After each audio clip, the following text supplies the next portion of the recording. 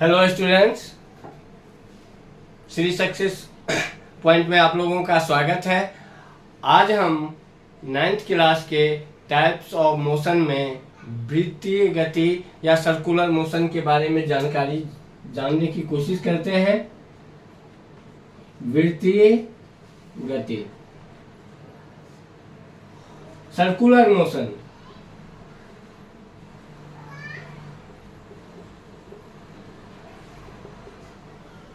जब कोई कण वृत्त के परिधि पर चक्कर काटता है या मूवमेंट होती है या गति करता है, अपना स्थान परिवर्तन करता है, तो ऐसे गति को हम वृत्तीय गति कहते हैं। और ये यदि बार बार इस पथ को दोहराएगी तो इसे आवर्ती गति भी हो सकती है। अब ये सर्कुलर मोशन में हम देखते हैं, माना कि कोई कण यहाँ ए बिंदु से यहाँ बी पर पहुंचती है। इस हिसाब से यदि हम देखें, यहाँ कोई कण ए से लेके बी पर पहुंचा और यहाँ पे पहुंचने में इसको कितना 30 सेकंड का समय लगता है। तो इस टाइम में हम देखेंगे जो यहाँ पे इस दूरी ए और बी की दूरी को यदि हम L से दिखाते हैं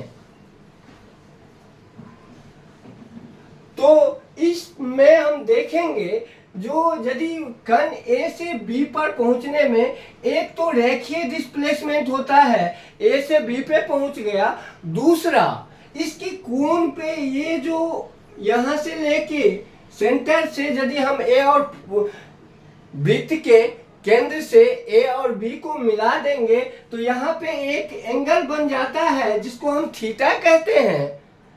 तो यहाँ पे दोनों तरह की, जब कोई कण सर्कुलर पाथ पे चक्कर काट रहा हो तो उस टाइम में दो तरह की डिस्प्लेसमेंट होती है। एक रेखीय डिस्प्लेसमेंट जो परिधि पे होता है, ए से बी तक की जो दूरी हुआ वो रेखीय डिस्प्लेसमेंट हुई। और दूसरा ये कोणीय डिस्प्लेसमेंट होता है जो ए से को केंद्र पे जब था तब जब हम सेंटर से मिलाए उस टाइम में, और जब बी पे पहुंचा उस टाइम में जब हम कोण पे मिलाए, इस बीच में जो एंगल बनता है इसे एंगुलर डिस्प्लेसमेंट कहते हैं।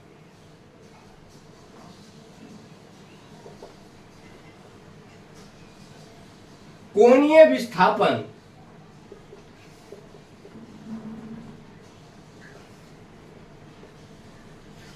और यदि 30 सेकेंड में केंद्र पर थीटा डिस्प्लेसमेंट थीटा का कोणीय विस्थापन होता है,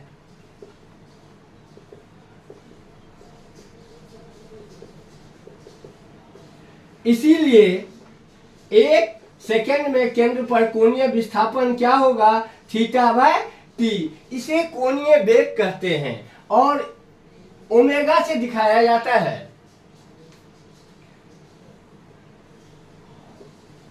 कोणीय वेग को ओमेगा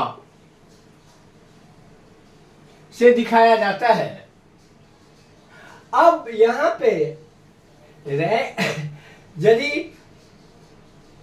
रेखीय वेग निकालेंगे, जब ए से बी में इसका रेखीय वेग v हो तो v बराबर क्या हो जाएगा, ए बी बाय टी।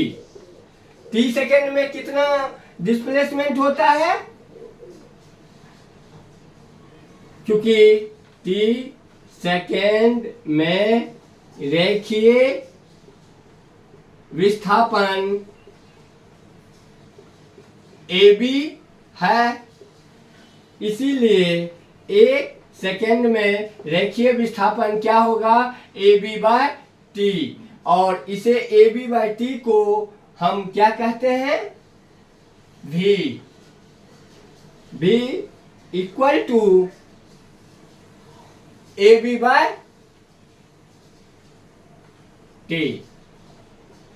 अब ए बी को हम L लिखते हैं। ये जो चाप होता है इसको हम क्या लिखते हैं, L/T। अब हम कहेंगे, हम जानते हैं कि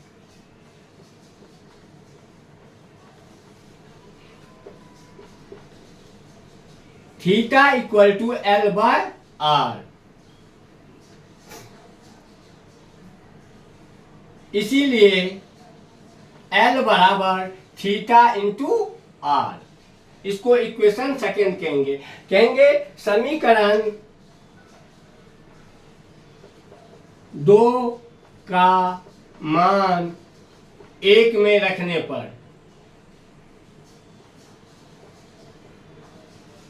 अब यदि L बराबर थीटा इंटू R यहां पे हम पुट कर देते हैं इक्वेशन में, तो V बराबर क्या है, L/T। अब L बराबर कितना आया है, theta into R, theta into R/T equal to theta by T into R। और थीटा बाय टी को हम ओमेगा कहते हैं, बराबर ओमेगा इंटू R। भी बराबर ओमेगा R, यानी रैखिए वेग बराबर कोणीय वेग इंटू त्रिज्या।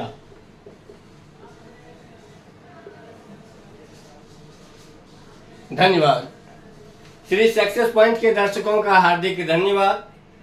यदि हमारी वीडियो अच्छी लगे तो हमारे चैनल को लाइक कीजिए, सब्सक्राइब कीजिए और छात्रों को शेयर कीजिए। धन्यवाद।